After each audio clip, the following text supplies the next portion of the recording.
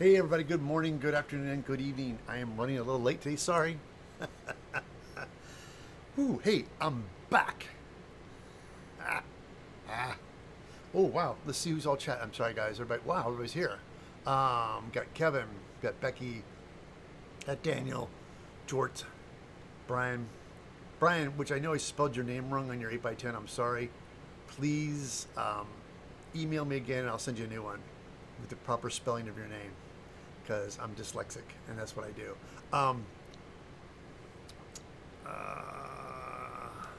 Hey, Sean King, I think the pod reacting was the worst part of Phantom Menace. Jar Jar was annoying as shit. Dude, I never forget. I saw it opening day when it came out, and my friend and I looked at each other and went, what is happening? What is happening? It was so weird. It was such a mess. Anyway. Oh, there's Kathy. Hey, Kathy, what's up? Good morning, everybody. All right.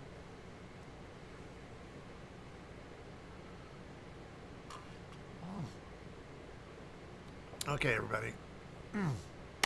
Oh, it's right. Happy May 4th. For all you people local, we have the bar, the Scum and Villainy Cantina, which they do every year.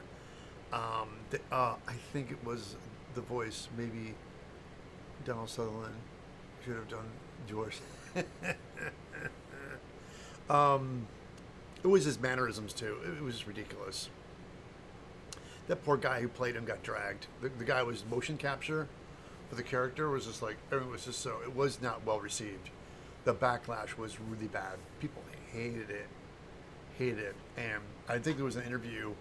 If you can find it somewhere, where George was kind of like, yeah. A lot of his people were like, this character doesn't work. What is this? And he fought him tooth and nail on it. He's like, oh, I know what I'm doing. And so when it came out, he thought, yeah, maybe I should have listened to some people. But George Lucas doesn't listen to anybody. He does what he wants to do. And it's very apparent. It shows. And that's, he was lucky for a long time. I mean, he was very creative, but just got to a point where he became Darth Vader. He was Anakin Skywalker, wanted to help people and be great, and then he slipped to the dark side. So, the irony of how it all happened. That's my feeling on it.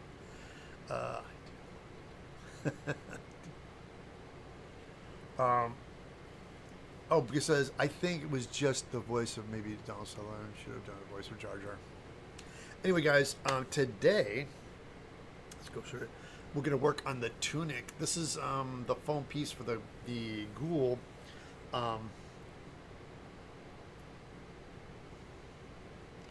So what I'm going to do is I'm going to take some masking tape today and make like some patterns. Just to lace. I want some tendril, like these neck muscles become more pronounced when you get a little bit more emaciated. So I want to have these a little bit more pronounced. So I want to make a pattern for that, and then maybe where my collarbone is, maybe something here, and like some rib cages. But some of this I'm going to probably end up drawing and cutting into it and putting some fabric or something.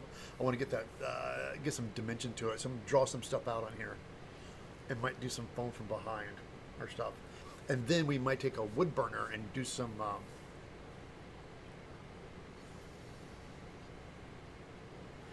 if you die a hero, or you live long enough, you see yourself become the villain. I think that's the premise. I know for all you people are familiar with Dune, that Paul Atreides becomes the savior, but then over time he just becomes just as bad with all the power he gets. So that's what happens. Yeah, Brian. Hey, Brian, DM me and I'll on which 8x10 you want me to do, and I'll re-sign it for you.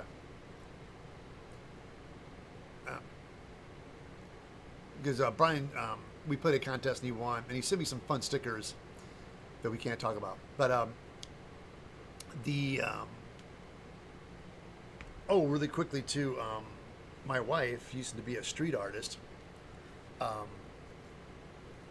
That like if you're an artist, a tagger, and you spray paint something, the fine for that is a little bit minimum, but it's like a, if you do stickers and things that are hard to clean up are more expensive to remove, they charge you more. I think it's a felony or something like that. It's really weird. In the graffiti world, I've been learning a lot about that stuff, tagging things. Oh, here, guys, I'm so out of the loop. Are they re-releasing them? Or I know they re-released it, right? Was it a big celebration? I don't think George changed anything in them. But I think that I heard about them releasing the Phantom Menace. I'm like, really? Because that was so bad. Hey, Neil, so did they change anything on the new ones? I know George is kind of like a stick in the mud about it. He's like, no, I'm not changing anything. This is the way it is. So, I know for a fact that you'll never get the original Star Wars as is. There are these guys out there that made this fantastic DVD, I think Blu-ray, of like the director's cut of the original Star Wars. And how they were able to do it is they got all the stuff from the footage and got footage elsewhere and high resolution stuff. So they made the original 1977 director's cut of Star Wars, and it's so great to see it like it was. And then, but George has his new one with the silly added bits to it, and they're showing the Pride and Prejudice in the theaters. Where a suit. Oh, Becky, my wife went and saw it, loved it. She was so pumped. Here's the thing, guys. I think it's brilliant. And if they want to save the theaters without spending a fortune, start re-releasing classic movies like Pride and Prejudice. Put RoboCop back out there. Here's what they do. They do in LA all the time. Take her again. Oh, Becky, you can sit down with my wife. You guys can talk about Mr. Darcy. Really quickly is that if they want to say the movie theaters, they can do it by re-releasing Blade Runner, like restored, beautifully restored, put on, digitally projected, put it up and show that in theaters. Show Blade Runner. I know here's the thing. When I was a kid growing up, and I moved to California, and it was like 27 years when I moved out here. And it was my friends like, hey man, at the Egyptian theater they're gonna be showing RoboCop. I'm like, wait, the original RoboCop? Like, yeah. And so in the early '90s, these art house theaters would show the movies again, and you'd get there to be packed. People, because the idea of people seeing this movie on the big screen again, the way it was intended. I saw Master and Commander with Russell Crowe, and it's such a great movie. I kicked myself in the ass for not seeing it in a theater. So if they ever release that again, because the movie did really well. If they release that again in a theater, I would definitely want to go see it. Right? See Blade Runner in the theater? Oh, I saw West Side Story, right? Exactly. The original West Side Story in a theater. Seeing classic movies in theaters, it's like, if you guys want to save the theaters, you studios, you have archived movies, just put them back on the theater.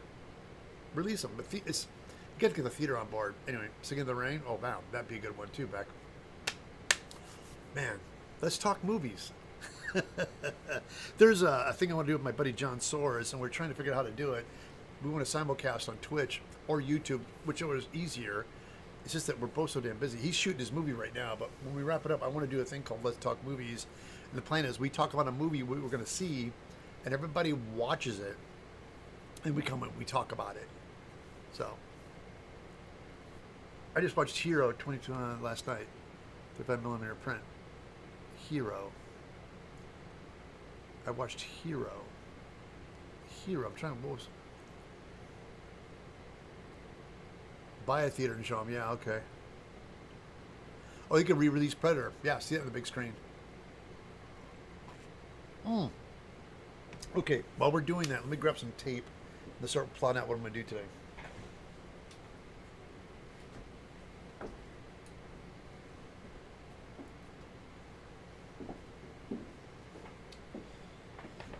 Because what happens, I come here to work and you guys start talking. We start having fun. I get distracted of what I'm supposed to be doing today. Oh, the Jet movie Hero. Yes.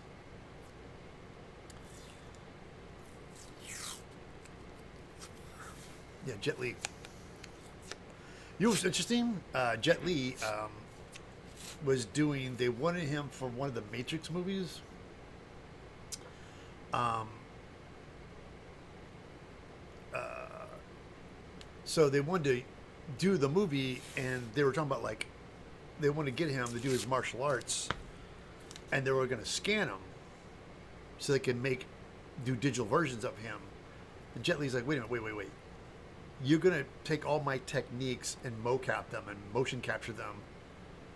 And it's like, he goes, those are my techniques. These are things that I do, that I embellish. There's things I do that are different, and I embellish it. Like, it's like he has his own fighting technique because he's trained in martial arts so much that he's embellished, kind of like Bruce Lee. He took something he's learned, but he didn't put his own flourish on it.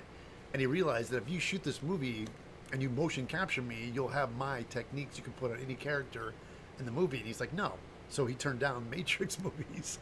They wanted to bring him as like a villain or something. And as soon as they started talking to him about that technique, he was like, nope, not doing it. I said, good for you, man. Don't do that. All right, guys, here's what we're going to do. All right. This is... put some tape here. Let's do put some tape on this, like this maybe.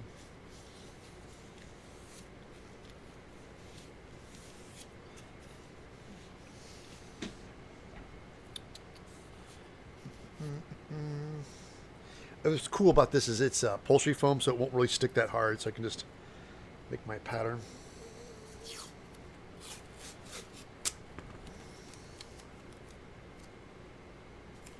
Just put a little bit right here, like that.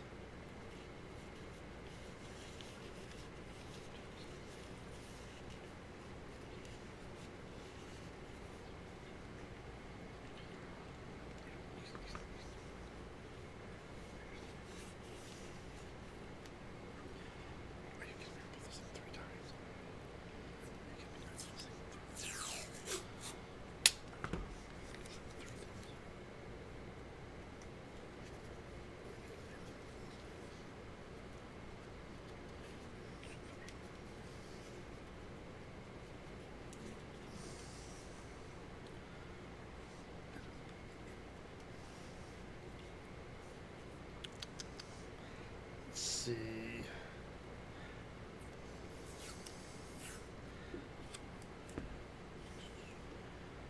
shouldn't go too far. I don't want to go too big. It's just like right here, right?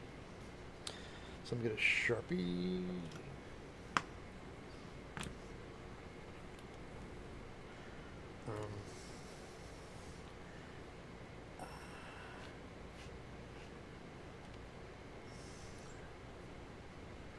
So it comes up like, kind of comes up behind your neck, doesn't it? Like this, maybe.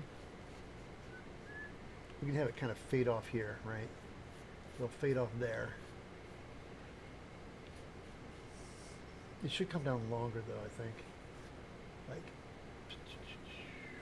this.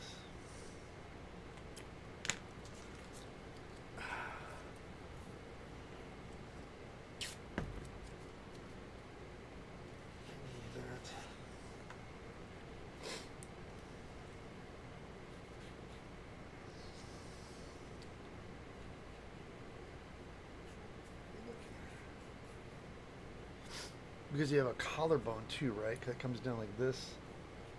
Kind of runs off, maybe.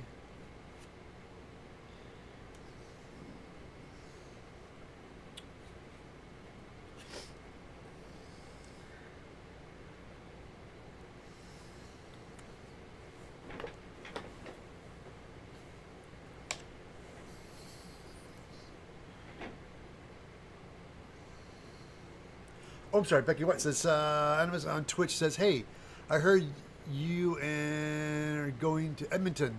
Yes, that is correct. I will be going to GamesCon Canada, powered by TELUS, June 13th through the 15th. I'm going to be there just showing my wares, meet and greeting people. I'm going to do, I have two hands-on workshops, which I'm happy to say they sold out. They're kind of catered to more like newbies and students out there.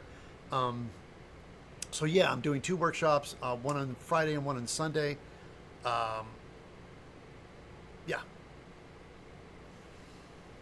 Let me give me a little drink of coffee real quick. Yeah, I'm excited. So, are you a Canadian? Would you like to go?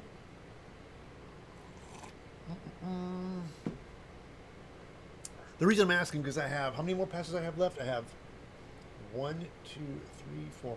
I have four more passes. I have weekend passes for the event, and they gave them to me. They gave me like 10.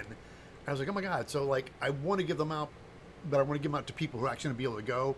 So I'm reaching out to people who are Canadians or live in Calgary or close to Edmonton. Oh, he is. I believe he is. Okay. Well, I'm on YouTube Live right now.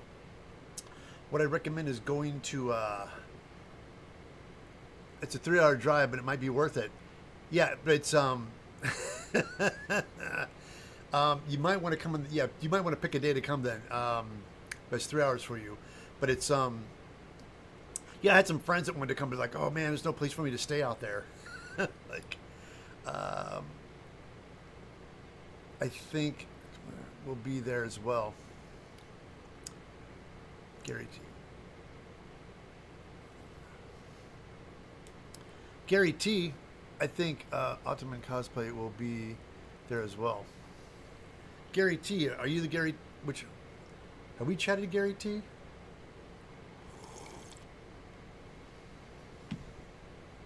Hmm.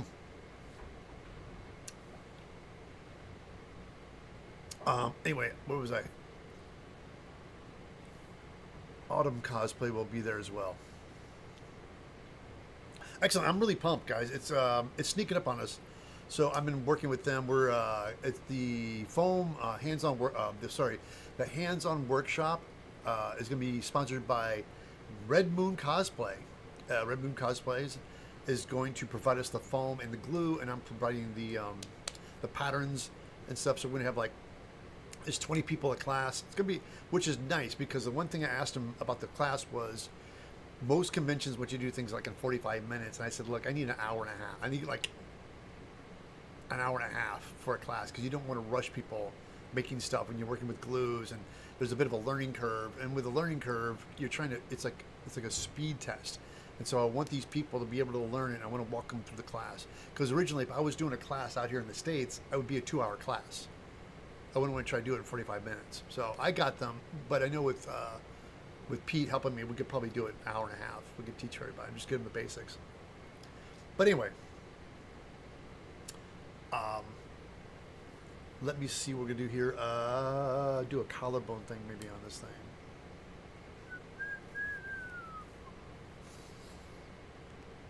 Okay, let's get back to business, shall we?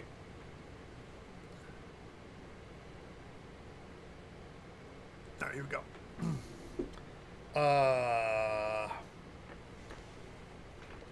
Because because you can see underneath the actual cast, like there'd be a collarbone maybe right here, right? You know, I think I have a book on anatomy. Where's my book on anatomy, real quick? Hold on. I had it.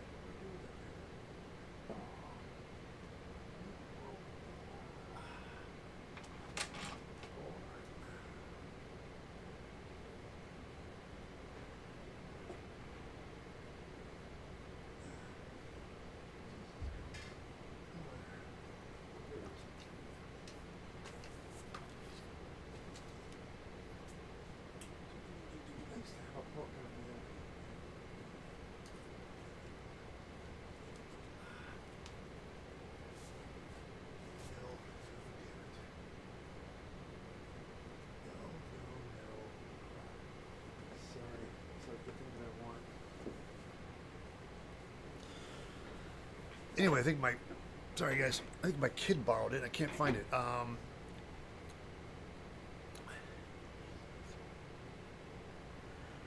He needs Merck's manual. No, I have this really beautiful like illustrated book, and it's one of the things I should have did before I started my live stream today, but do a little bit of research. But unfortunately, I had so much stuff was happening. But this again, I'm just going to get some accents to things. If it's not 100% accurate, I'll live with it. But definitely want to do like the rib cage. But the rib cage is it's so low, I don't think you'll ever see it. But let's definitely start with that. And then we, yeah, okay. So we got this guy. We're gonna have this run off and just kind of have it tapered. Have it come down like this and fade out maybe. Let's do alright.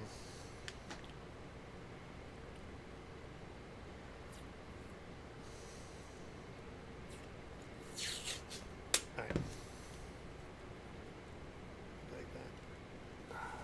Because a jacket's gonna be covering it, so I'm just gonna try to build what you're gonna see really. Just gonna and also we're gonna go back in and cut into it a little bit. And I'm gonna probably cut some sections out and then back it with some foam to give it some depth. Instead of working with one level to create some depth, we're gonna cut into it. And also, once we get this all glued back together, we're gonna take a wood burner too and like do some like textures and stuff on it.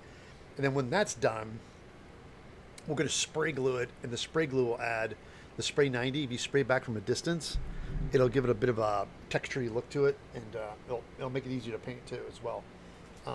So I think this is all right. Let's try. Here, let's go ahead and add a little bit more tape here, like that. There we go. And this will just fade off like that. So now that we have this, right? We just kind of lift it off. And there is our pattern. Ta-da! Let me trim this out really quickly before we turn it into a pattern, because I want to trace it on the. Let's trim this with some scissors.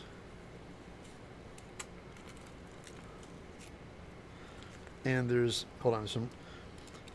there's sticky stuff on my tape from using this. When you use your scissors to cut tape, it leaves sticky residue. So to solve that problem,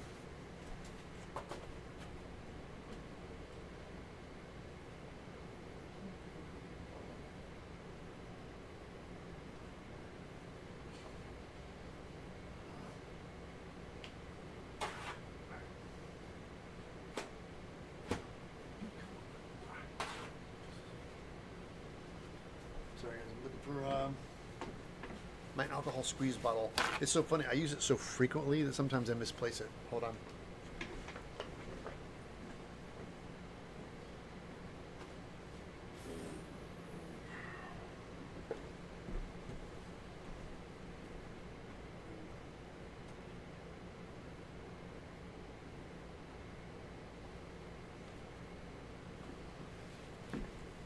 All right, got it. Yeah, it just takes it right off. So if you sometimes you find your scissors dragging on you, and you use it for a lot of things, you probably check the inside of it, there's probably just residue on it. But I can also tell the blades are a little loose. This needs to be tightened. So anyway, okay. So where we're okay, let's get back to cutting. Yeah, a lot easier now, see? Perfect.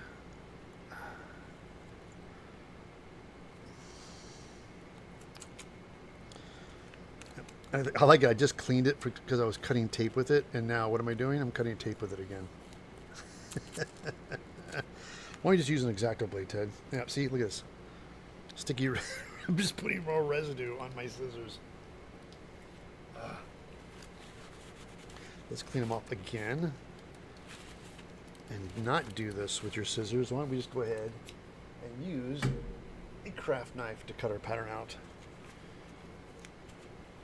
Do as I do, not as I say. Right? Is that what they say?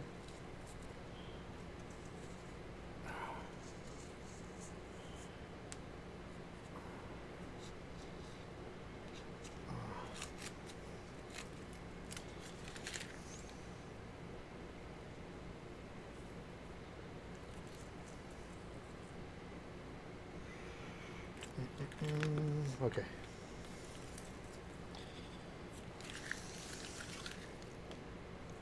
Okay, now that we have our pattern, let's trace it where I want it to go. Like this. See, come up here like that, right? It's kind of where it was, right? Like this, like that, right? See, we got it on here. So then I take my Sharpie, and we just.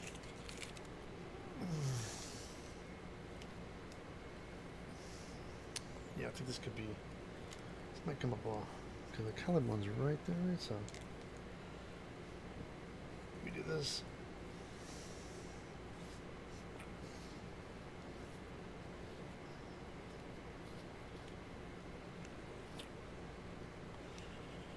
Like that. And then we take this guy off. And we do the other side like that.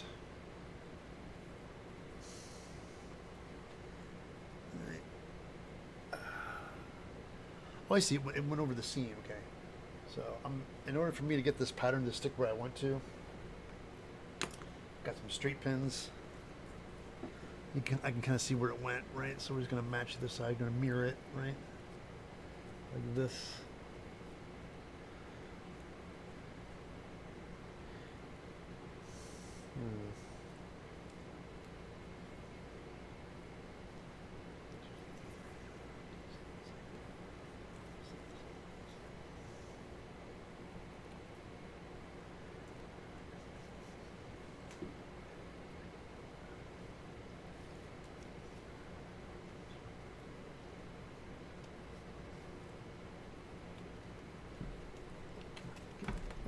Sorry.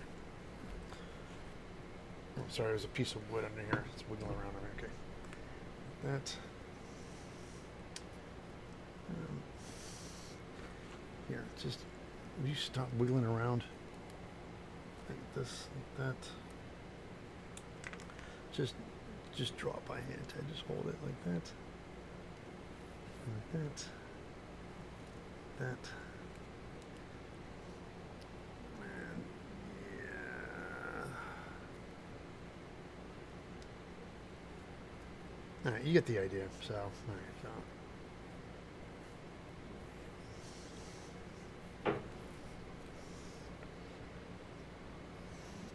Okay. Yeah, this shifted to this needs to be here, Ted. It needs to be on top of this guy like that. That's what it needs to be. There you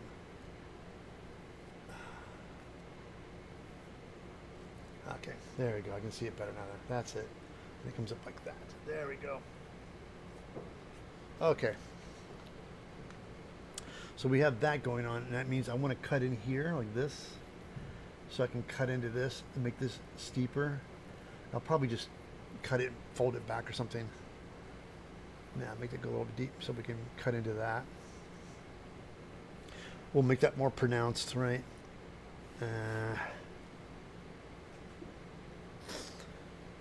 Yeah, okay. Might do the same thing down here too. Okay. Now that we have that, our pattern, we're going to trace this onto some thinner foam here, so let's move this for now.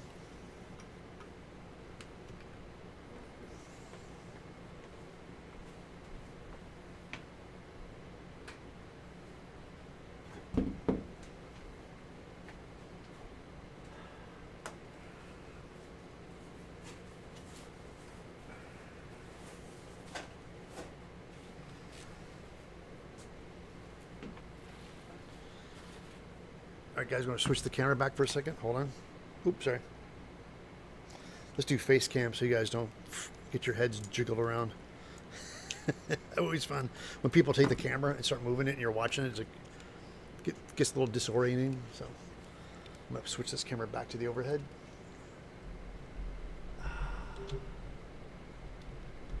Because it's all...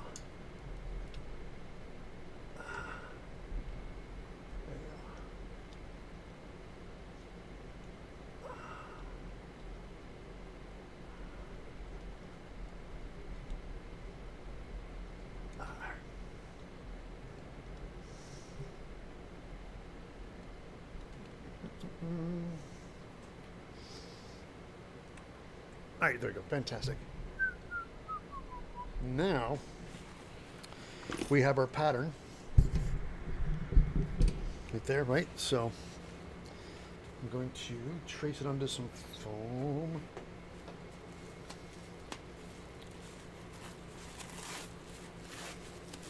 And we're using the same foam.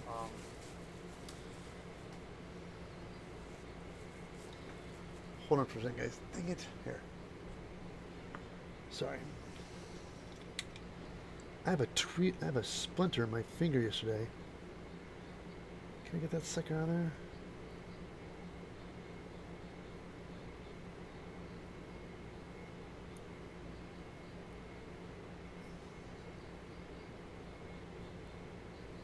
Come on. Yeah, got it. Okay, good. All right, so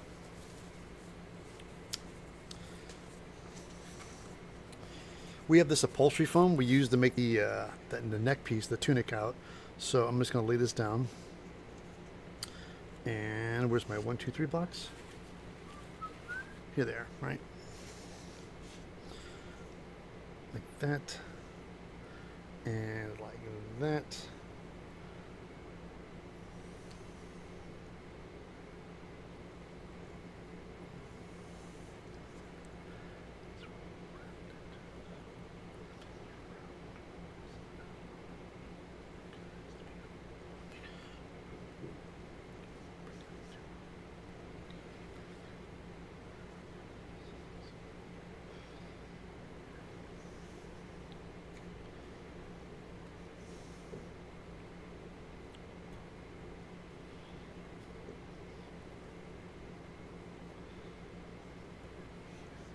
That.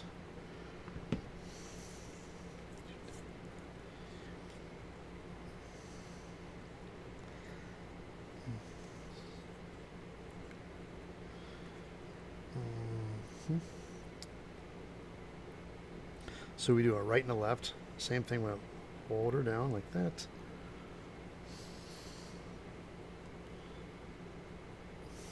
Oops.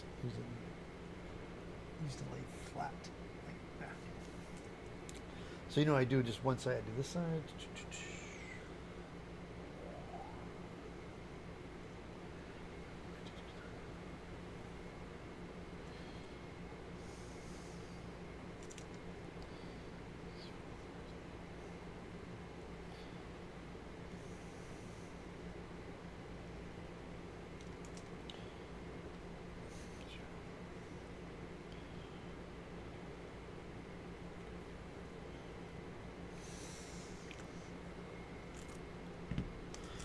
Now, so we have this. What we do is going to take our knife, which is... Where's my knife? Hold on.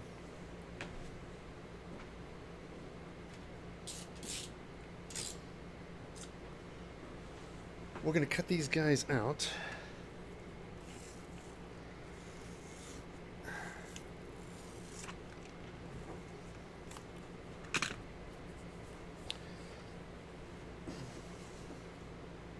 Hey guys, really quickly, what I do is now that I'm done with this foam, I'm going to kind of roll it up. Because I find that when I'm done with something, it just starts to get all over the place. It's a mess.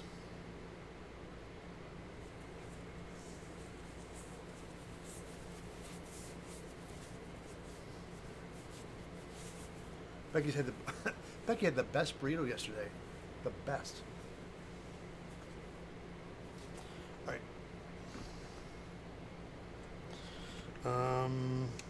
Yeah, this blade looks pretty... Jeez. Oh, hold on, guys. Again, more stuff on the blade.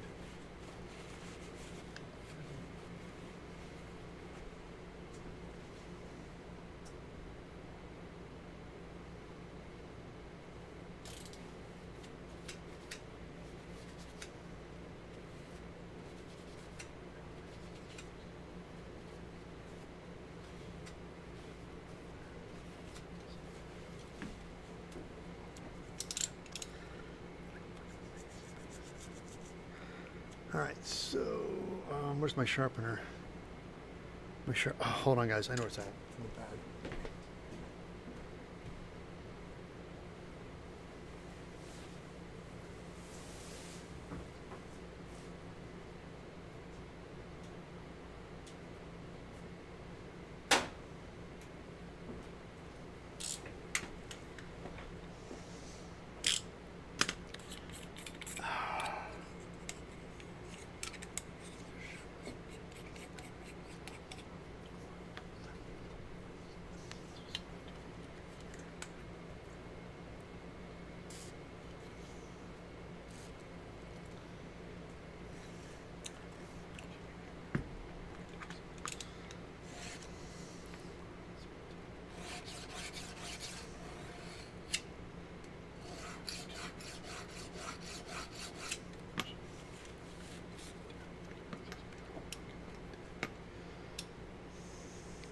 So I get the blade sharp, and see what I'm doing. I'm cutting a bevel on this side.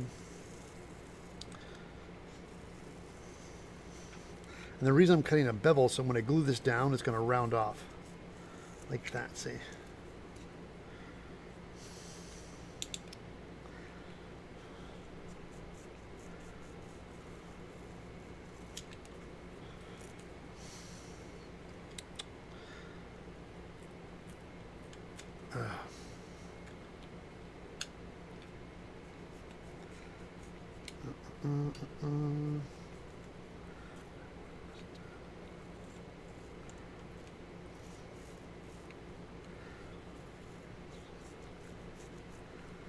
All right, got that. Here we go.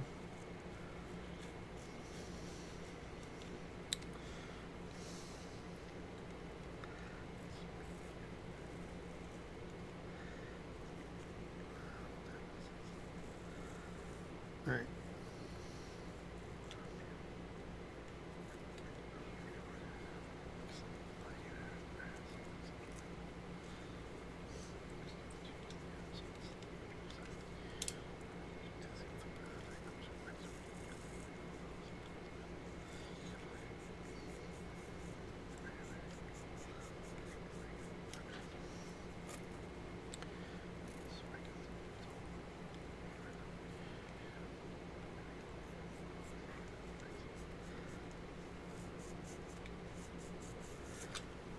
All right. Oh, come on. There we go. As you see, yeah, just keep this bevel cutting. Because my plan is I'm going to take some spray glue, some 77. I'm going to take the tunic into the spray booth, spray it with the glue, and these guys as well too, and then I'm going to stick them down. And then from there, we'll kind of plot out what we're going to do after that. I think once we do this, I can probably add a little bit of a recess in the neck piece, and then and I'll show you my plan behind that as well too. And then we'll probably use the wood burner for additional details, little bumps and wrinkles, because it is a feral ghoul, so he's going to have like some little wounds and things on his body, some little holes that we can come back and touch up later. Yeah. Okay, fantastic. So there is our neck pieces right here, see guys? Like that, that's our right and our left. And these are going to go on. Again, very subtle, but still, it's something that makes a big difference to me. All right. So before we do all this,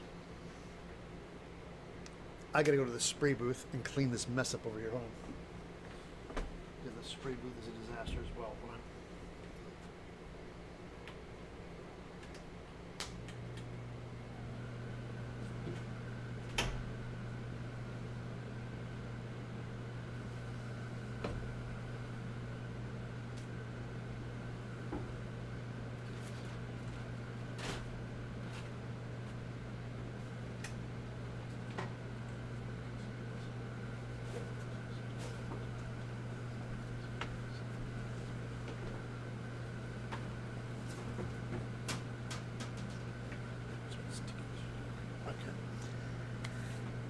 Now, these guys are pieces right here. What we're going to do is we're going to take them and we're going to flip them upside down, the bevel side up. We're going to spray glue these guys onto this board right here. And we're going to take the same thing with the head. So,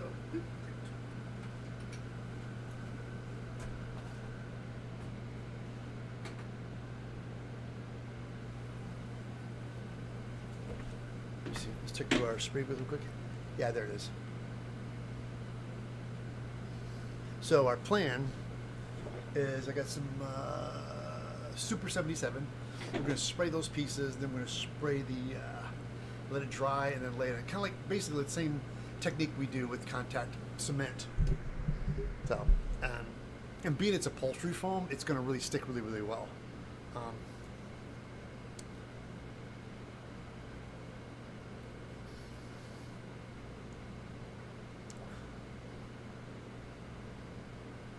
No, Luigi's a great name.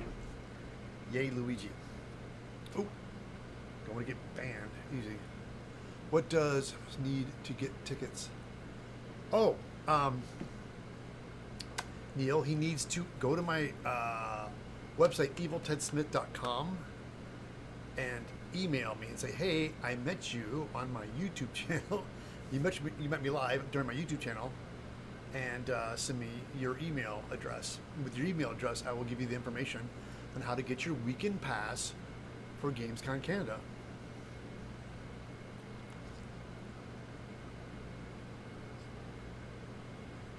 I saw you seen a thing in my story. Senpai noticed me. That's a great name. There's some good people of that name. Yes. Oh. Anyway, oh, Kevin. Oh my goodness gracious. Dang it. Sorry, my sound's off. I have my sound off. Usually I get alerts, but I have my sound off. I'm sorry. Kevin, again, thank you so much for the, why did you use this foam? Oh, the upholstery foam? Okay. Great question. Thank you so much, Kevin, for asking everybody really quickly. My foam tunic, I'm using a really thin upholstery foam. The reason I'm using this, Kevin, is because it's soft and it's very flexible and forgiving, and it's very organic looking. So I'm using it to make skin. I'm making a ghoul, so I want the foam to be two things. I want it to be super soft, and I also want it to be flexible and kind of organic and soft, and so it's just I like it because it's soft and flexible, because I'm wearing it as a costume. So if I made the neck piece out of EVA foam, it'd be really stiff. It'd be like armor, and I want armor. I want like a monster skin. So normally in the movie industry, you would sculpt it, make a mold, make it a rubber or foam rubber, so you create the texture in it. So this is the next best thing, is using upholstery foam to make monsters. So the Japanese monsters you see, and the guy's fighting, won't wrinkle? Of course it'll wrinkle. I mean, it's like, it's not made, everything's gonna wrinkle. It's like fabric, clothing, everything wrinkles, but yeah, I'm making a costume, not a movie prop. And so for me, it's flexible enough. And what the deal is that when I have it I have the head on, I'll have a spandex hood glued to it as well to tuck it underneath the mask. But when I turn my head, it's not attached. So the neck piece is going to be underneath the mask. The mask will go over my head. So when I turn my head, the majority of my head's going to turn the head, and the neck's going to be kind of in the position. It'll twist a little bit, but it won't be glued. Like if I glued the head to the neck and tried to move it, it would wrinkle and make it difficult to move. So I keep them separate. So by them being two separate things, I have a little more freedom of movement. So it won't wrinkle that much. You'll see it. We all wrinkle. No clay. No foam clay. Foam clay's too stiff. All my details and textures I'm doing is with upholstery foam, because you start adding clay to it, foam clay gets hard when it dries. It doesn't stay soft. It becomes hard. It's softer, but it's hard. All right. So anyway, now with that being said, let's go let's get the spray booth. Let's do this.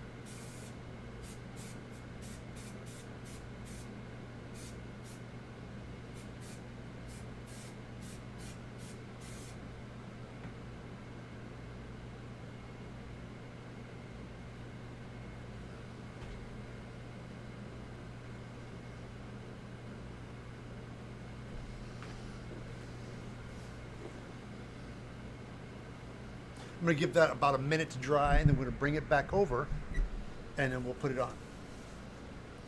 All right?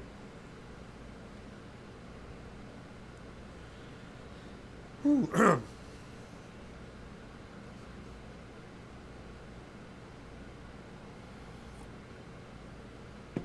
Yeah, because again, it's a soft foam. The way to add detail, yeah, that's why I have a spray booth, guys. Don't smell the fumes. That's why I'm putting these, like, that's the thing that I want to stick out the most. Have that sticking out, because most you're not going to see a lot because the jacket, there's going to be clothing on it and stuff like that. But I definitely want to accent this. I'm going to cut into the, like, little right here where this is, have it go a little bit deeper, and then once that's done, I can start taking the wood burner and burning lines, or like making some little holes, like rotted flesh and some sores or whatever, to add to the body.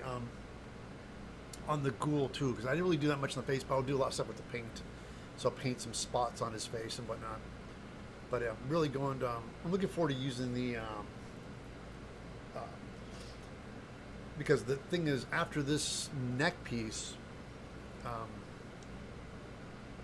think the next thing I want to do is the hands. I'll make the big feral ghoul hands. I got some gloves. I have my hand hands I built before. These guys, my foam hands that come apart, so you can slide them into gloves. You slide them. You put these guys. You put the thumb and the pinky and the next finger in the glove. You slide this together, and it all clips together like this. And then I'm going to build and fabricate, much like the head and the tunic. I'm going to take some gloves. I'm gonna make some super ghoul long fingers, like some big claws on the gloves, and then start foam fabbing around the knuckles and the hands and making them all like bumpy and stuff. So I'm gonna make some big feral, because in the game they have these big hands, these big claw hands, and I love them. They're big, terrifying. So I'm going to do that by extending the fingers with the claws a little bit more. And what game are we be playing in here? So Ted agreed with me earlier that the name be great. We have opinions. Yeah, was it Elon Husk? Or something? Elon Husk. I think it was one of them. We had different names, didn't we? Vidius names for the ghoul. All right, I think the blue's dry enough. Let's do that. Okay, hold on.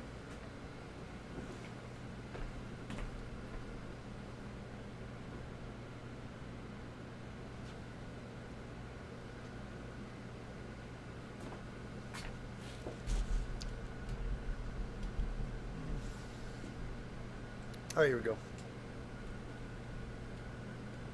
This is the sun. So you can see this goes right here like that, and I lay it down like this, and like that, and then I push it down, see, like that.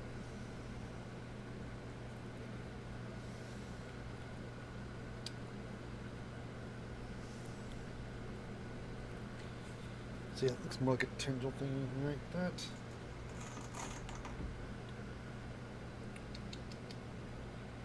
Goes here like that too. Like that.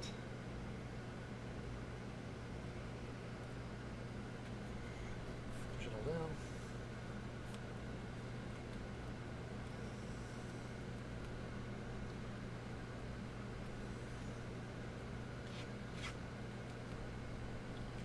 See, ta-da! A little accent there.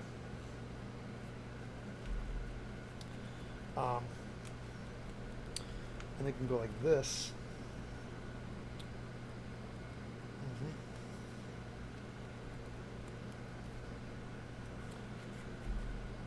Go like,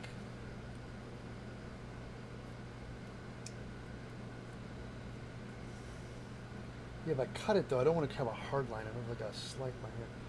Maybe go like this.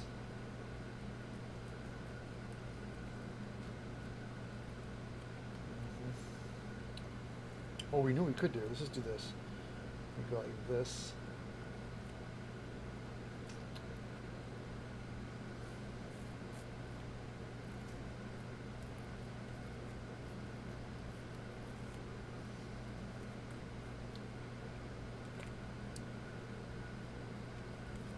that.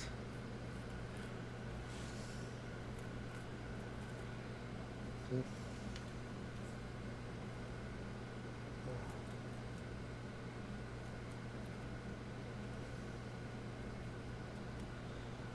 All right. We can come to this. What we could do, I have an idea, hold on. We cut this guy out like this, right? And then we put a piece of fabric so he's really low profile. Let's do that, hold on, that's not a bad idea. But the trick is you have to make sure that you don't distort your pattern too much. Let's see.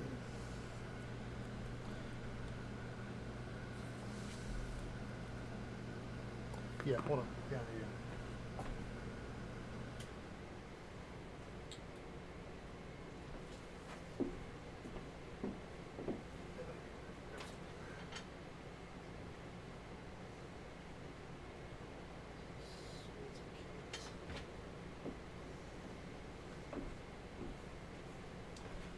I have a little patch of canvas here. Hold on.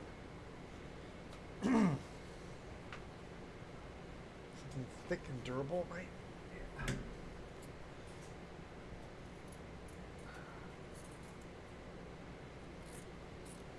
So here's the plan. I have a piece of canvas, right? We put that underneath like this. Just drop it in like this. I'll tell you what, it'd help if I unzipped it. Unzip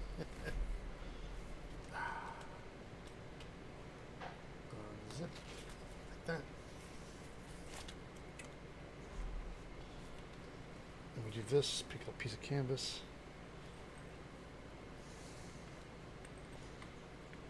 Place underneath like that. See? Then we just trace that. And that, yeah, see?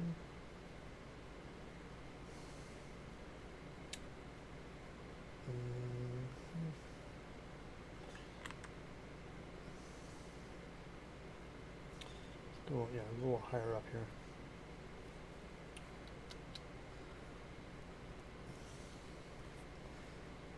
Let's go like, sorry, flip this around a little bit more. Tell you what, let's go and just think about what we want to do first. Let's cut this out first, and then we can decide how big the canvas is going to be. I don't want to go too much. Let's go like this.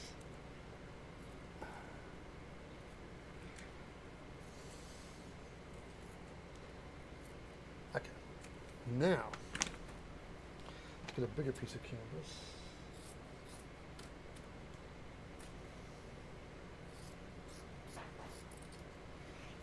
All right. Now we drop this guy like this. See, like that. We take our Sharpie.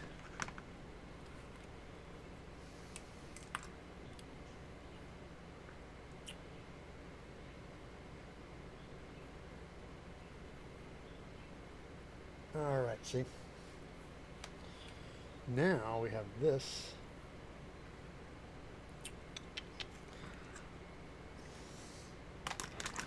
Take my scissors, cut just a little bit like this, the excess like that. That's going to be our gluing edge, right?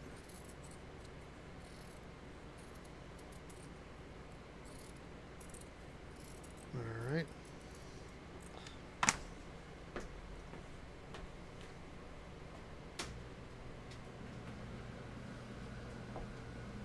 Then we'll take a little bit of contact cement on the edge like that.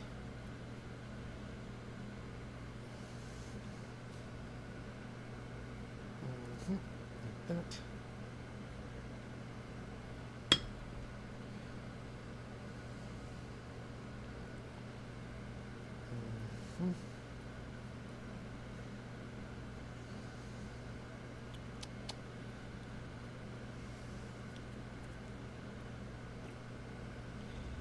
Wait, where's the top and the bottom? Is that it? Yeah, okay, it was like that.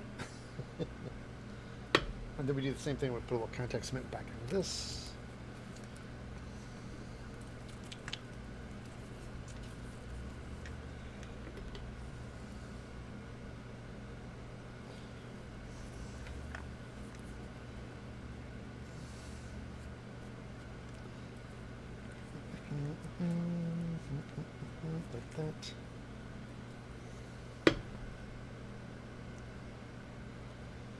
Now, see, when I'm putting the contact cement on the backside here, I'm also going to do the edges.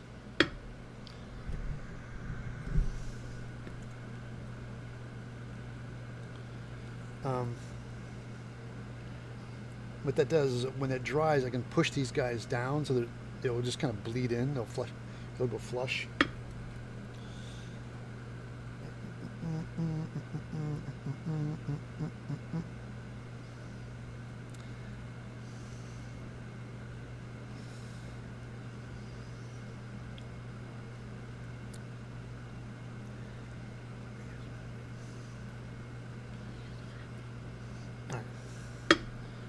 So we'll get the hair dryer.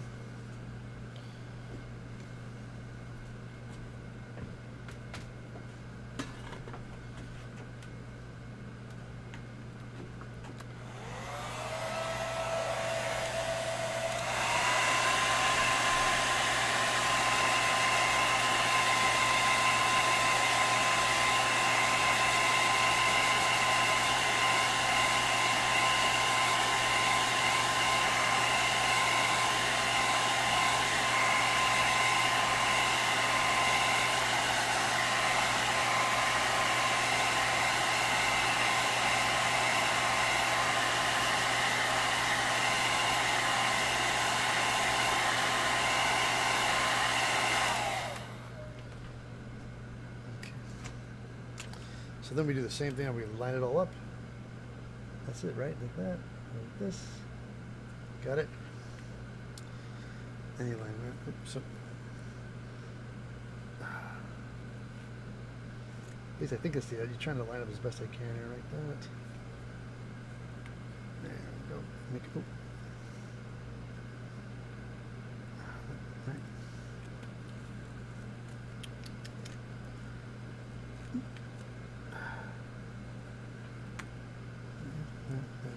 All right, so now that's this, right? Then we push into it and see how that just kind of drops in and fades into like a line. Creates a little bit of depth there, like a hole, just to create some kind of like depth. I like that. See? I'm wondering if I probably could have gone lower, maybe in that. Let's see.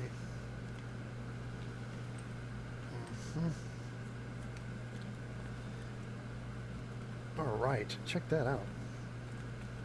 Let's try this on. See if I can zip myself up in this.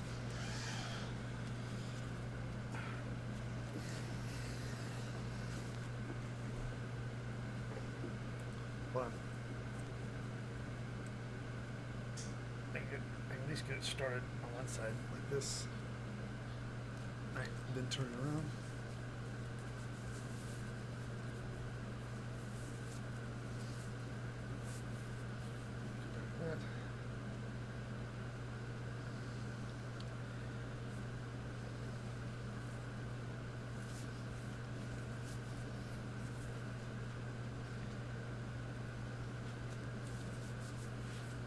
And there it goes. See? I got this like little bit of a. Again, it's very subtle, but I think the rest we're gonna do with some texture. We'll do some. We'll take a wood burner and whatnot, and start doing some like some divots in it. Like take the wood burner and do like divots and holes and whatnot. Because I think there's gonna be clothing over this. Oh, sorry guys, let me catch up with chat really quick. I'm gonna just working, zoning out really quickly.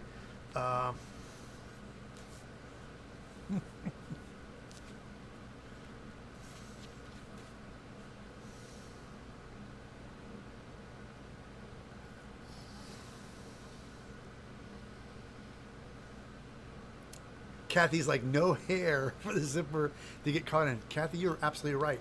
It's like these things now, ever since I shaved my head, I'm like, I love it personally, and ever since I have a razor, a rotary razor that's like beveled to my head, and every morning I get up, I haven't done it yet today, but I go boo, I go my head, go over my cheeks, and in my neck, and I'm done. It's like one big shh, and it's been the easiest thing to do, and I love it. Yeah, this is all right. This is going to be, because it's just going to be like piece of my neck sticking up with the spandex hood. I have the spandex hood, but the thing is, I realized I was going to glue the spandex hood onto it, but I figured I'm not going to do that until I get everything rubberized first. Once it gets done and sealed with rubber, then I'll glue the spandex hood onto it. So yeah, so that will kind of create the texture on it. And then the spandex hood's what's gonna keep this all flush to my head. That when I put the mask on, it keeps this from happening. When you make things with collars and stuff like that, it's gonna catch. All right, so let's go ahead and put this back on the unzip it.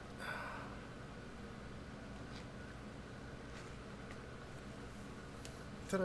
All right, so yeah, I like this. Yeah, I'm gonna take the wood burner, and I can do like some grooves in here and some lines, create some texture to it. Oh, spot I missed with glue here. That's all right. We'll fix that. What about here back here? Yeah, these parts aren't sticking that great. So.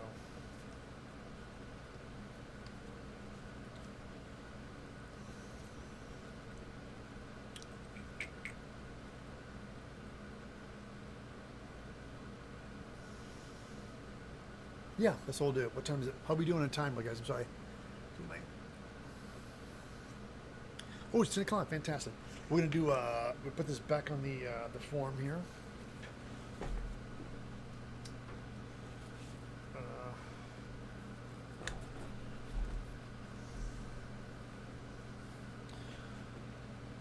All right. Let's.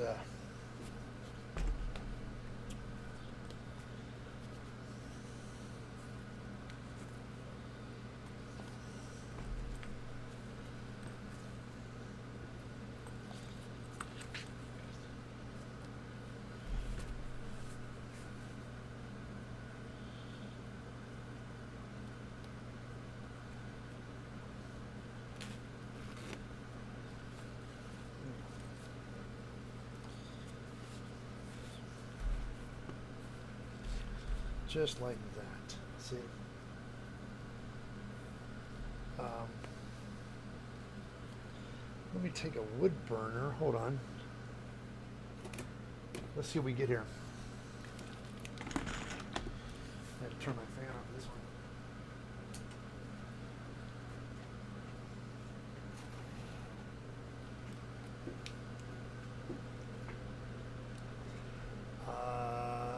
Wood burner.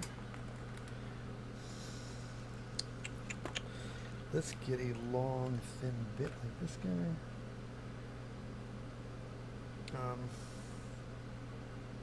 Which one do you want to use? I think we'll do this for the lines, and then some.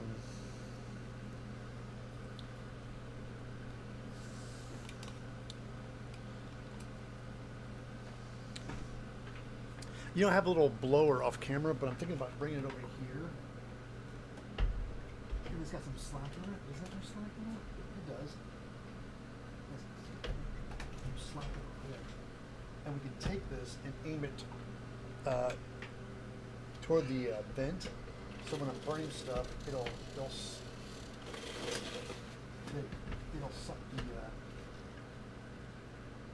suck the vapor into it. There we go, that, perfect. That's what we're doing. So let's plug this guy in. Crank him up. All right.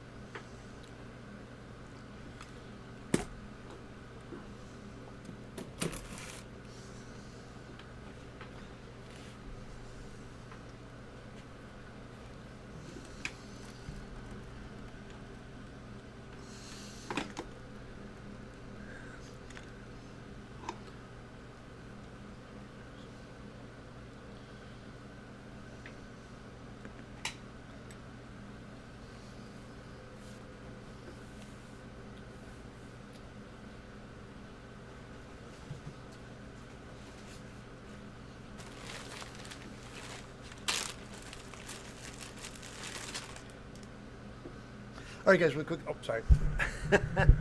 I am using the wood burner on the EVA foam.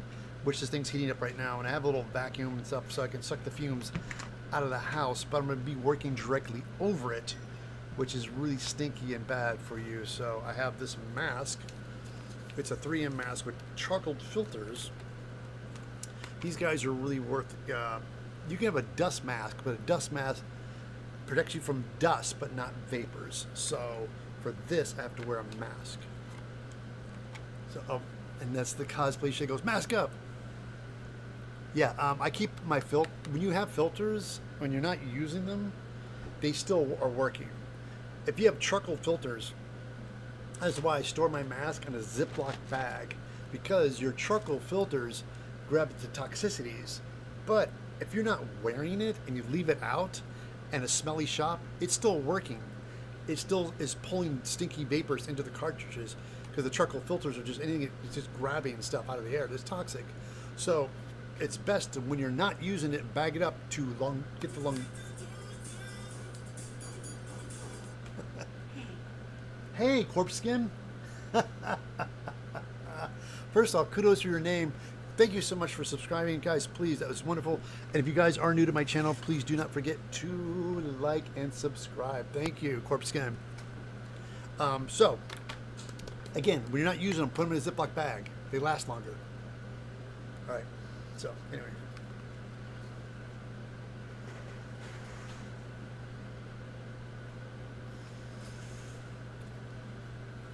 Where's my, I don't know, mask.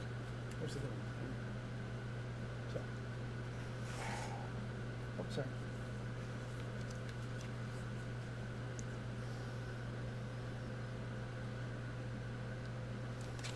All right, so pull that out. Up.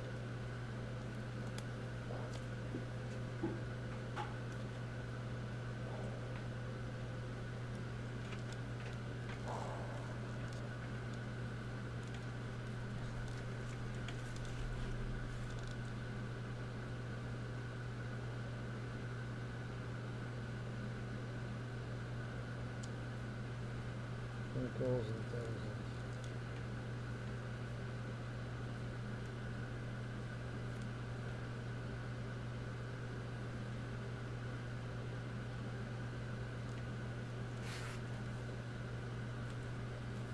So that.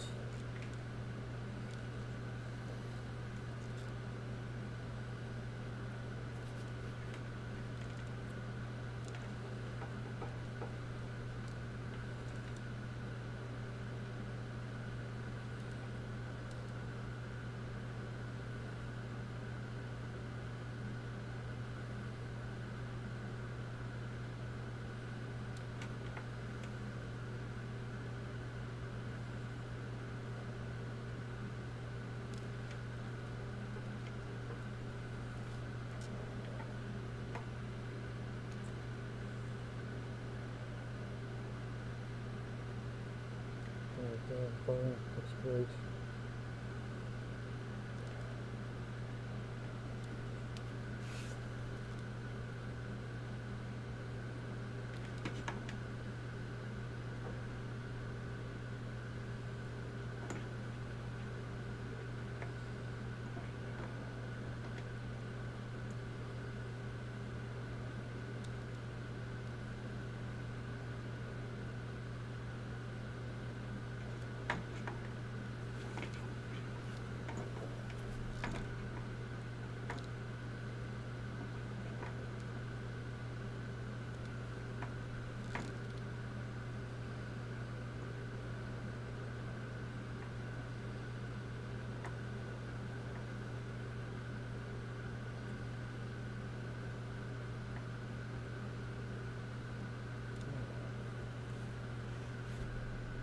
There's no second sheet on this. Turn this thing around.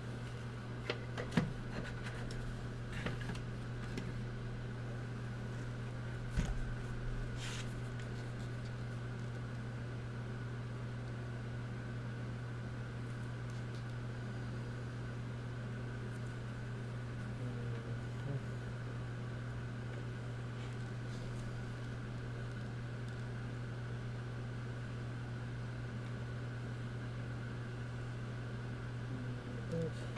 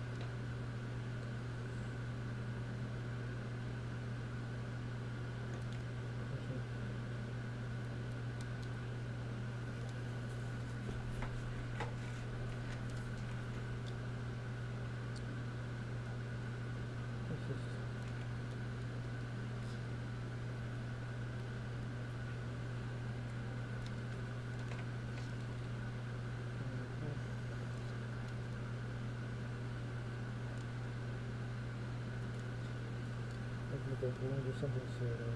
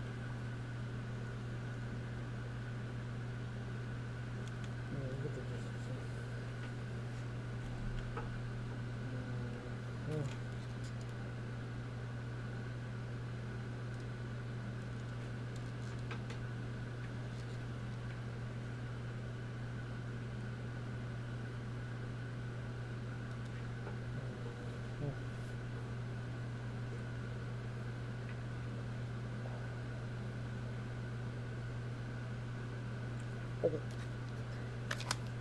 For a second, let me I'm gonna unplug this guy, let this cool off, because I'm going to change the bit. I have some other bits on here I want to use. Let us. Ooh, you can smell that foam now, because I couldn't smell it when I had my mask on. You should use a mask more often. Okay, Daniel. I do it mostly when I'm burning stuff. The vapors, I usually have I do all my gluing in the spray booth, so it sucks the vapors out. That's why I started using kind of this when I start doing a lot of contact summit stuff. I just go into the spray booth area, clear it out, and just do all the gluing in there, so it sucks it all outside. Let me get my, because this is hot right now, so let me get a pair of pliers. Try to move this real quick.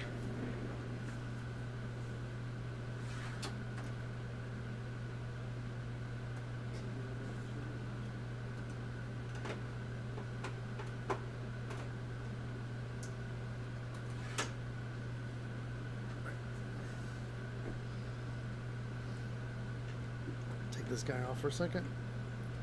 It's super hot right now.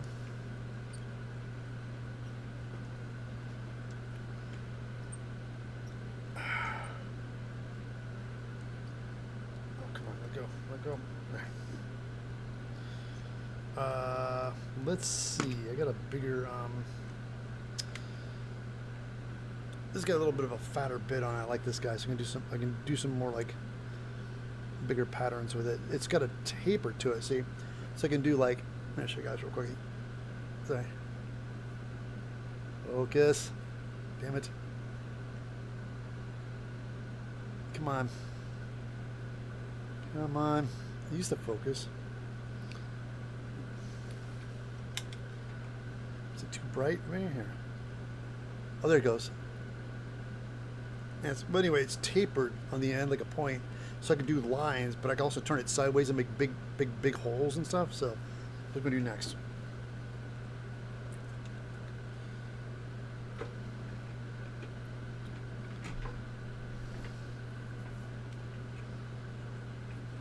Oh. Yes, somebody said, Joe goes, yeah, maybe glue some string. You are correct. Veins, using string is actually great. So what he's, Jordan's actually right. That's the best way to do it too, is get some string on it. And we take some strings and make some tendrils, and I can run them from the neck down to the body, like crazy little veins. And what happens is that when we start putting spray glue on top of it, I'm going to use a Spray 90, which is kind of a heavy textured stuff. We'll probably do that next Sunday. We'll do that next stream, because this is great. We're actually to a point where next stream we'll be able to add string to it, and then additional details and whatnot. So when we come back, I'll show you that, and we'll spray it. We'll coat it with rubber, and we'll be able to let that dry. And then we'll put the spandex hood on. We're getting so close. Once that's done, my policy is this: I want to get each part done, like the head's done. Don't want to do anything else. The head's ready to be painted, and so we're going to do the neck, get this done till all has to be is painted. I want to do the hands and get them done till all they have to be is painted, because my plan is I want to paint it all at the same time. I know, because when you do that, it's easier to match your colors and stuff, so it's just easier.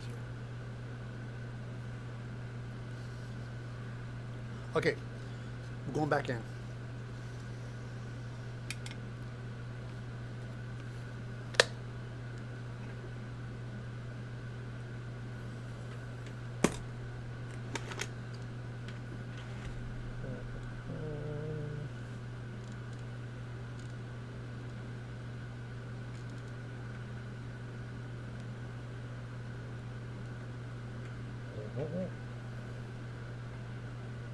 Oh, it's warming up still. Gonna warm up.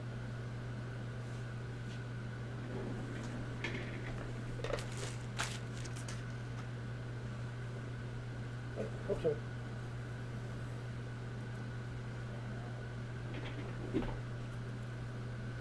While it's warming up, I'm having like a sip of coffee. Ted, what point do you start to layer the base colors? At what point do you layer the base colors? Well, everything is rubber at this point. Because I didn't really do it. I did a little base color on the ghoul head. I have this stuff I call it corpse skin. It's just a particular gray. It's like a brownish gray rubber, and so that's what the base color is going to be. Is grayish brown rubber. I just want to keep it light because my plan is I'm going to start with a light flesh tone, like mix up a fleshy tone, go on top of that, base the other thing with a light flesh tone, and start doing like different colors, like do accents like some reddish brown and stuff to accent the deeps, like do the shading on it, and then start spattering. I like one of my techniques I like to do is mixing reds and yellows. This is something I learned from makeup guys. When you're painting something, you set the airbrush to spatter, like just so it spatters the color, and you just spatter it. So it's like they call it modeling. So you just put a little bit of red all over it, and then you put a little bit of yellow over it, and little blues, and what it does, it's not one. It's just a fine spatter of colors, but it's different. You're adding different layers of textures, and the more colors you add, the more realistic it looks. It's crazy. That's the thing. It's same with props, like prop painting. The more colors, like when you watch Steven from SKS Props, when he paints something, it's silver, and then there's always another silver, and then another silver. Like you add different tones of colors, and the more and more you add to, the more depth it gives. Because I think Bill Durant told a funny story. Like he had a gun, he painted black, and he took a dry brush and sold it. Ta-da! It's done. But his buddy's like, no, you got to keep going. Like it kept adding more colors. It's like when you realize the more colors you add, the more depth and a story it gives the gun. Like the browns and the hues and the aging looks more natural. When you just do two colors, it looks okay, but it doesn't look as good as it doesn't look real. So layering paint is the best way. Yeah, it creates depth, and it does a lot. And if you want to talk to painters, those guys who paint figurines for games, man, it's all about different colors. Those guys paint those little figurines. It's insane. They look amazing. I find that people paint figurines, paint bigger props just as well. So. Oh, no, Neil. As a matter of fact, I got it. The thing is, they ship me all the stuff. It's great. The spray gunner. But the thing is, I only have one airline. They give me with the no name, the battery powered one, which is cool. I'm going to do a video on that later because I'm really impressed with the battery powered airbrush. I want to do a video on that later. But the thing is, they give me they have their particular airline. So I have all these airlines for my Pache, but not their brush.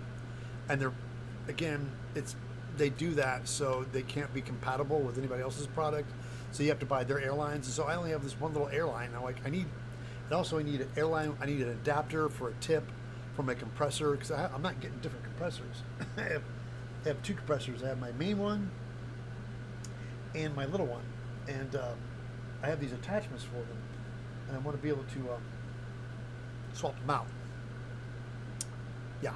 So I got to get some adapters for my and to get some brushes. Because I learned painting from Ant, a ceramic shop. Most definitely.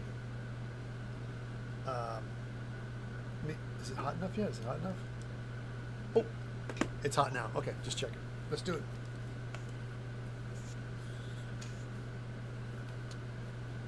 All right, overhead.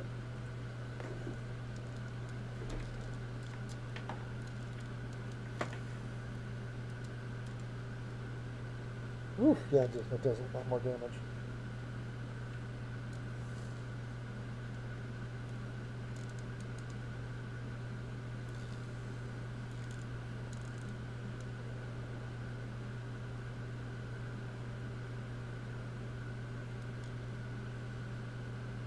There's some scratches right here.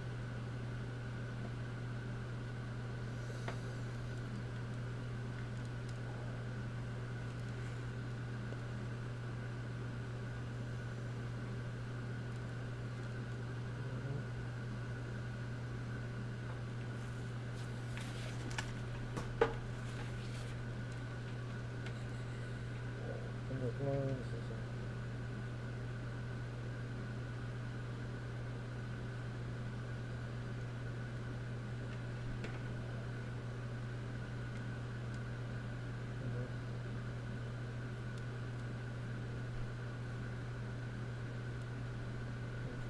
Or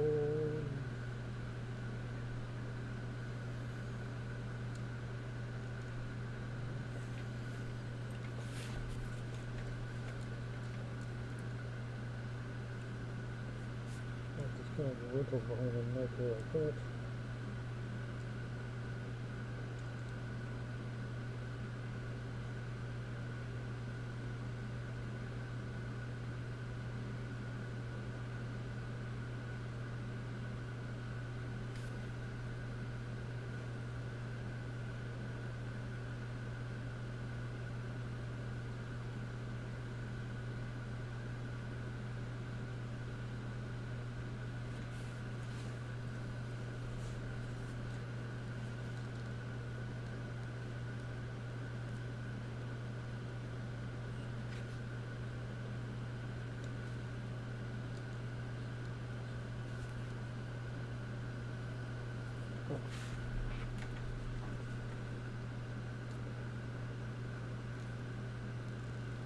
And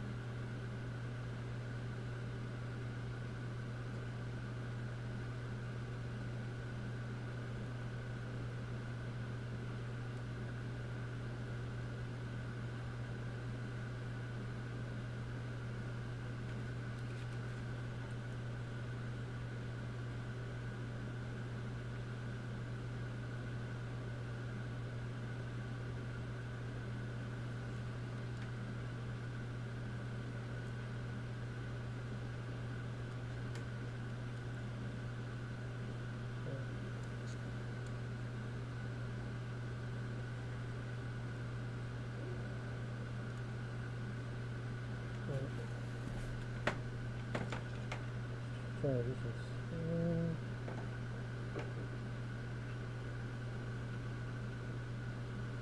oops, careful, don't think like that.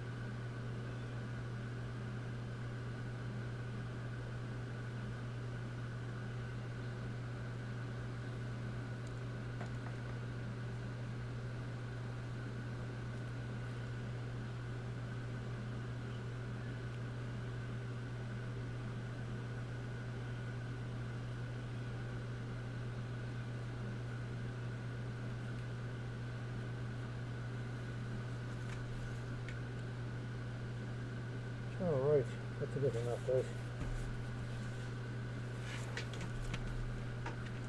You can kind of see the texture and everything there.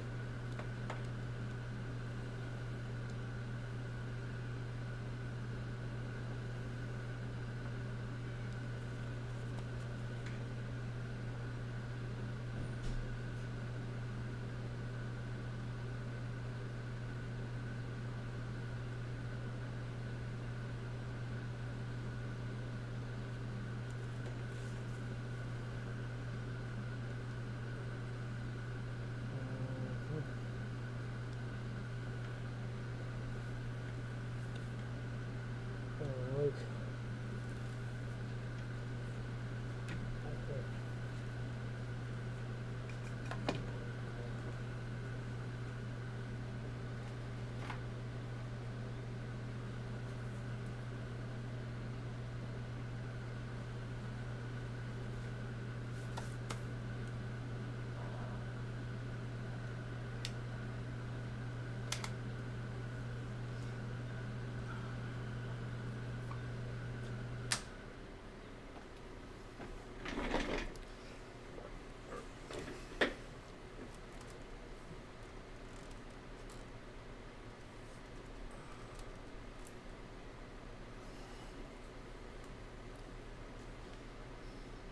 Hey guys, just make sure. Real quickly, what somebody said. Ferret on Twitch said greetings from PNW. No rib cage. The rib cage, it's like the jacket's gonna cover the rib cage is down here, and the my feral ghoul has clothing on. You're only gonna see this much of my neck. Because most of the costume is a ratty suit, but the thing is, one thing I'm going to... Oh, sorry, the microphone's way over here. Sorry, guys. So you guys can hear better. The thing I'm going to definitely focus on is the suit. I'm going to have the forearms on the suit's pretty much ripped up, and I'm going to have my big hands up to and have forearms on them. So I'm going to do that. But not... Because the ribs, you won't see the ribs unless the jacket... And I'm not doing that kind of... I'm not having it that opened. I'm just going to have a suit on that's kind of pinned, and the neck's kind of all like the jacket's all rattied open, so you'll see most of my neck, but it's going to be mostly my arms and my feet. So I'm not going to have the jacket open showing the rib cage. Nah. I wish I had more time to do this. What's that, Brian? What do you wish you had more time to do? Make stuff like this? So I'm telling you what, this is great because what the foam lacked for me in texture, I'm adding with the wood burner. But that's a good start. So I'm going to go ahead and do, I'm going to definitely do, yeah, I think that's looking pretty good. I will best tell you, Jort said to do some strings. I might get some thick strings and do some veins on it. Have some fun. Do a little bit of like some veins up on the neck or something. Maybe a couple veins here and there on the neck, and maybe on the chest too. But I think it's not really so much in the chest. Most of the vein stuff would be run up to the neck. But it's coming along. It's not bad. It looks. Again, this is all really gonna pop. Kind of like when you do foam, when you paint it and you put something on top of something, you can really see what you have. So this looks way better than I expected. This looks really good. Once I get this rubberized, I might make a flap for this, but then depends. I might just when it's rubberized, I'm gonna have a little rubber. I might make a little rubber skin flap thing that goes over this, like a flap if need be. But if I do that, then I need something to glue me in it. So I don't know if I'll go through that much trouble to do that. So we'll see.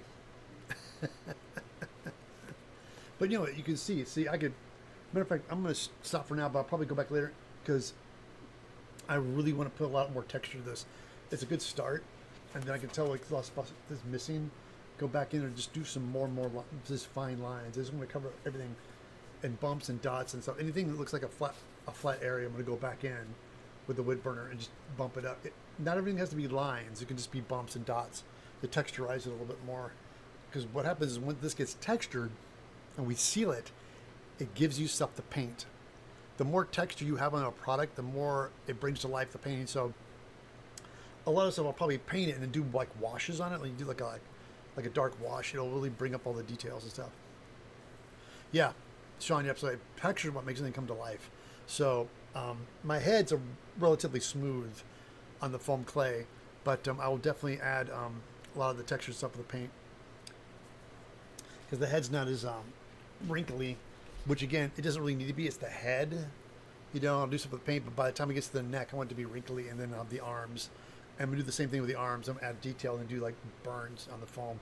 So I'm going to do the same thing with the hands. I'm going to take gloves, make EVA foam claw fingers on it, and then foam fab around that, around the claws, and then make the hands and do the same technique. We use upholstery foam, build up on it, make it look really creepy. But yeah, that is it. This looks great. I did get a spandex hood, but again, I'm not going to put the head on until I get this all rubberized. Once it's rubberized, and then glue the hood onto it. And the cool thing is I have this stuff like this, so I can put the spandex hood on this and then glue this directly to the spandex hood. Therefore, when I take it off, I know it's going to fit me, which is it's one of the benefits of having a head cast. And it's so crazy now, all you kids out there, you can just, there's people out there who just scan you. I find that sometimes it's even easier to get somebody to scan you, and they'll 3D print you full size. I know Beverly Downing did that. She did her head, and she's like, just scanned her head, made a 3D print of her head to make things off of. Once you have it, you can use it forever. It's great. Brian goes, I made my daughter a Loki helmet I shared on my Foam Fanatics. Only thing is I made, the only thing I took a picture of.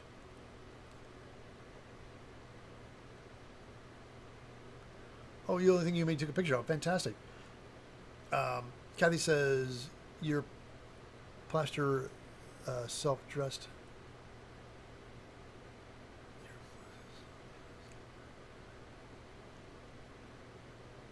The robot, oh, the robot from Scooby-Doo.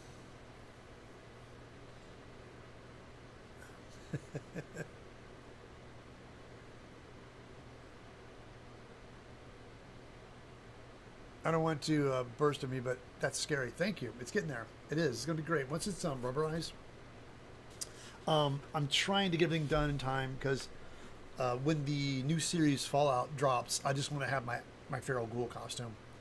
So I can do some cons and walk around in my feral ghoul costume. I always find it's I dress like I'm going to Monster Palooza. That's in it's May 30th to June 1st is Monster Palooza, and that's gonna be fun. So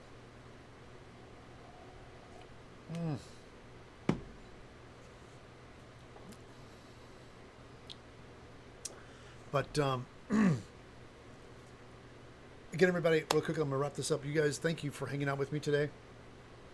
I'm back. I'm happy to be back on live stream, and also back in my feral ghoul costume. My alien day thing got to be a bust, but I am making the alien egg. So I'll be taking the Monster Palooza, and I'll be painting that, and I'll be giving it away. And I'll have like a little raffle there. You guys can enter to win the alien egg prop if anybody wants it. If anybody wants it, though.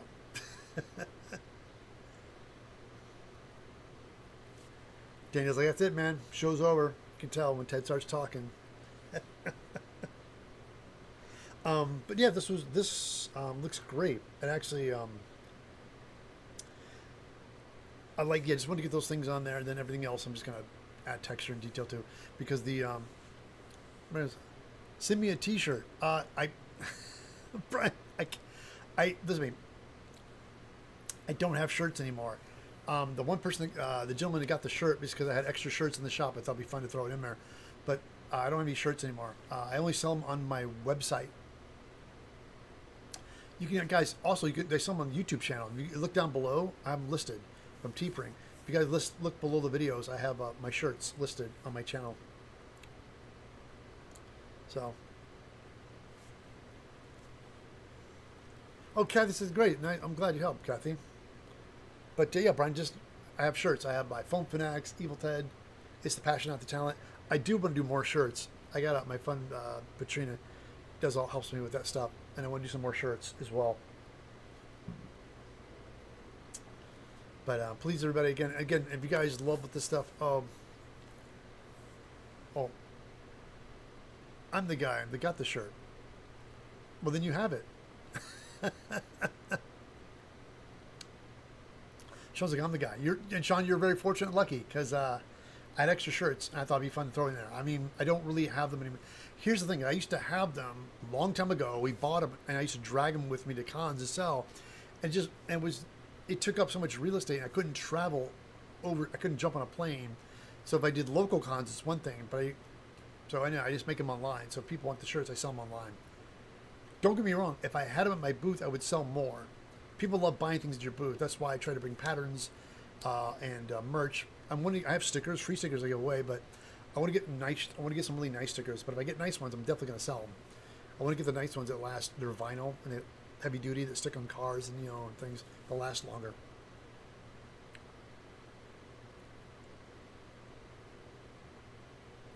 All right, guys. Until next Sunday, thank you. Yeah, we'll be back, and we'll probably get some strings and stuff. We'll add it, and then what we'll do when we get back, we'll rubberize it. So I'll tell you what. I'll wait. We'll get strings, and we'll wait. Oh, my husband's admiring your dome, dude. Do it. Do it. Trust me, man. You're gonna love it. Once you shave your head, you're gonna think, why didn't I do this sooner? It's like, I love it.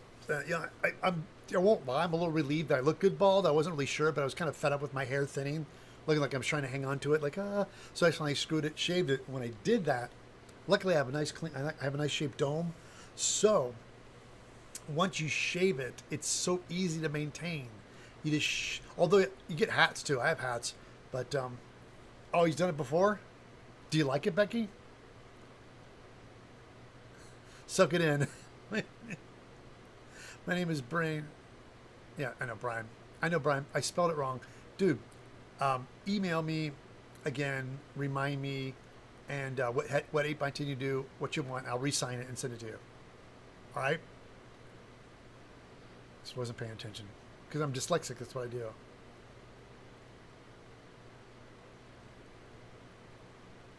He knew what I like. Okay, Becky.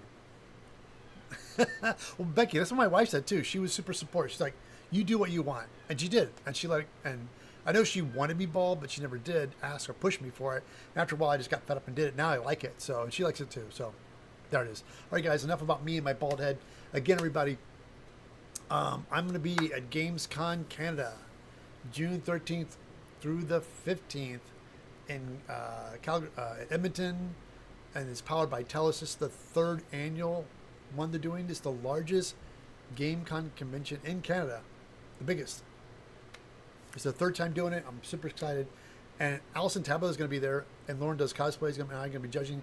I don't know if there's any more judges because I think it's a lot for three of us to do. I know she's hosting the event.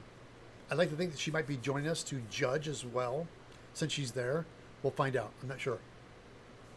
But I've seen the kids out there and what they're bringing, and the prize is $10,000 for a winner for the costume contest. So I know everybody's going to be bringing their A game. It's going to be so hard because when people are that good, then you have to get nitpicky. Like, oh, it's so good, it's so good. So when they get that good each other, you have to start looking at it close and say, okay, is the undergarment could have been better? Did you buy dinner suit? Did you make it? Oh, I made it. Okay, then you're up. You see, it's like that. It's so hard.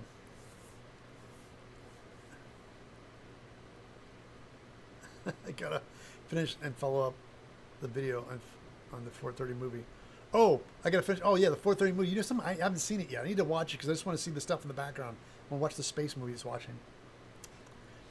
But he's talking about the Kevin Smith movie, guys. I worked on that briefly. Kevin was in town. My buddy was shooting the movie for him. All right, guys. Again, I love you people. I'll tell you what. If it wasn't for you guys showing up every Sunday, it keeps me going. It keeps me being creative. And there's times where I'm like, I kind of get a little mopey when I'm not working, like on a job, paying bills and whatnot. It kind of gets in my head a little bit, and just don't want to just sit around and just like zone out. And that's not the good thing. So having you people here and showing up every Sunday to support me and my building thing, keeping me creative and keeping me pushing me to challenge myself. And this is a challenge. I've never done something like this before, so I'm literally making this up as we go. Things have developed over the years, but like I think, hey, maybe this should work.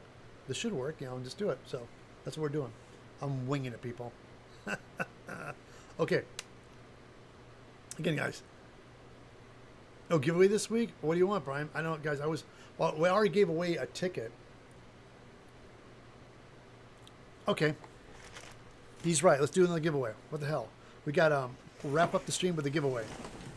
We have 8x10s. We're going to be doing. I have movie 8x10s. We have 8x10s of the movies I worked on, so I can misspell your name. All right, Brian. I played the Ghoul, right? The zombie from Return of the Dead 3. Stryker from Guyver. That's Sten from Guyver 2. This is the actual Guyver poster. And we have Guyver's Zonoid. I played him. I didn't do the fight scenes, but I actually played the Guyver. And then this is my zombie I played from House of a Thousand Corpses. I was a ghoul in that. And I was Miles the Bug from Guyver 2. And there we go. And so then that's the movies. And then we have the cosplays, which we have Vampire Hunter D from Bloodlust, which is my favorite Vampire D movie. I missed the anniversary. I was trying to go and things out. This is my space guy, my space soldier. I used to say Space Marine, but I just stopped because there's different Space Marines. There's me and Holly Conrad as Alita Battle Angel from the manga anime. This is my Red Demon, my own design. And of course, this is my all the monsters I play, like a little mishmash of them. I've been thinking about where's the giant robot? I'm thinking about getting that robot from Robo Warriors and selling that one too. That's another good one. But yeah, where should be? Okay, so to do this giveaway, it's super simple. I write down a number from. Hold on. Look at a piece of paper. That's how we do it. This is how we do it.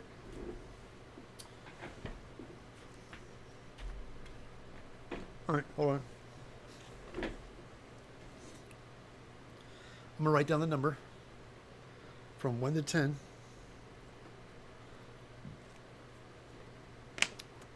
From 1 to 10. And you guys get to pick any one 8x10 you want. 1 to 10. Becky says 33. 1 to 10. Anybody with 1 to 10. First one pops up with the right number is the winner. 1 to 10 people. This is our giveaway today. And you know what? I should do this earlier. I should do it before the stream. Guitar Creation says 3. Jesse says 6. Kenneth says 8.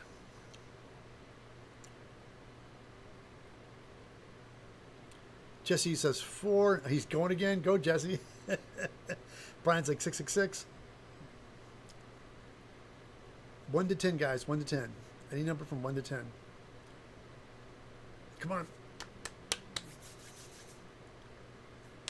Guys can guess again. Jesse says 5. Guys, Jesse's going to end up winning if he just keeps randomly. V. Oh, come on. Come on.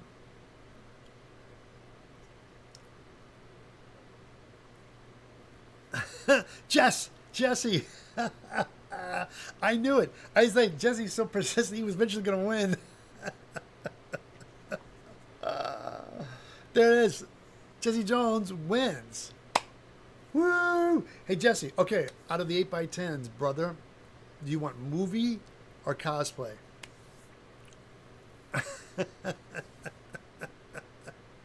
It was 9? Yes, it was 9.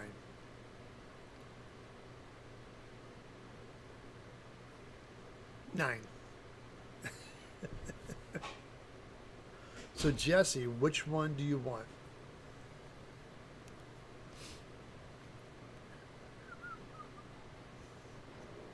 Jesse, finding out.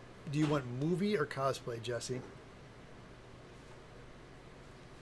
Which one do you want? Movie or cosplay? 8x10s. I like the House of a Thousand Corpses pick. Oh, done. Hold on, guys. Jesse wants Let me dig this one up for you. Jesse wants House of a Thousand Corpses. Hold on. There's this House of a Thousand Corpses. I played the Ghoul in that movie. The funny thing about that movie was it's a scene where they put them in bunny suits and they lower them in the pit, and there was like these ghouls come out and just smash the casket they were in, and they had us in mud. Made this big mud pit, and the mud was heated. So we shot this in the valley, and so all of us got in ghoul makeup, and we shot us running around the chase them in the tunnels and whatnot. We got tons of footage of that. So the last thing they wanted was us coming out of the mud, and I have some shots of us in the mud, but this is one of the better pictures. But we came out of the mud and it was all heated, so we get in, come out, and then when they were done, we're like, "Where are the showers?" And there was a girl outside the studio with a hose. I was like, "What?" And it's the valley at night. It was freezing, and their idea of cleaning this up was with this girl with a hose. And like, I never forget, it was me and Luke Kiss, and we're like, "Oh, F that, F that." I just literally took the mud suits off. We slid out of them, and I just went to the bathroom and just washed off what I could get off and dressed and left. Went home and showered. It's like, I'm not gonna have you guys shoot me down with a hose in the freezing valley at night. Dude, how's the there's quite a delay on that. There's quite a delay on this. I know, on the responses, but you still got it. Do you have pics of, dude, Brian? I have a boar costume and a couple of shots of me in a con, but they're old photos. I need a nice photo of me. I looked at that costume. Thing needs to be revamped and rebuilt, but no, I don't have a decent picture of me in the boar costume, and I want to do that, but I need to lose some of this weight. I got a little bit of weight I put on. I can't get back in the boar costume. And I can remake some things. I will probably pull that costume out and remake it because I love that costume. The headpiece, the chest, but everything else fits. The torso I have to redo because put on like freaking 30 pounds. The family, that's the way we did after playing in the mud. Yeah, when it's outside warm, you can do that, but not in the valley at night when it was freezing, like 60 degrees outside. It was ridiculous. All right, guys. Jesse, go to eviltedsmith.com and oh, was it warm? Okay, now I know, Beck. Right? It was miserable. Go to eviltedsmith.com. Go to my contacts. Write to me and say, "Hey, I'm Jesse Jones at 1," and send me your address so I can sign this for you and mail it to you.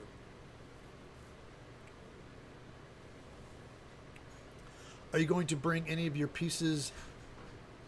Oh yeah. Cathartic Creations. Yes, I bring my stuff. I'm bringing all my helmets, my props, and things I built over and some of the YouTube channel. I bring like the best of the best, the stuff I can bring.